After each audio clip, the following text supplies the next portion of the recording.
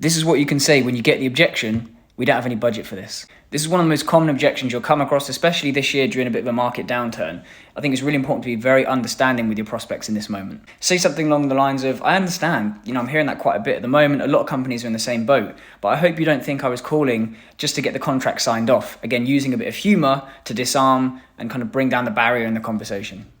Once you've done that and you've kind of demonstrated you're not going to be too pushy by using that bit of humor to disarm the conversation, you can then say, hey, I've noticed XYZ about you, pull in that bit of research that you've done beforehand and establish some rapport.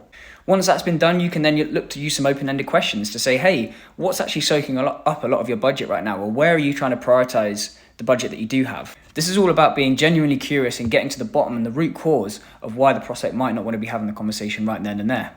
Once they give you that guidance of what they are spending their money on, you can then guide to say, hey, actually, companies that I'm speaking with in a similar position are noticing these types of pain points when they're doing these types of things. It sounds like I might have sparked a little bit of interest, and it seems like there could be a little bit of alignment.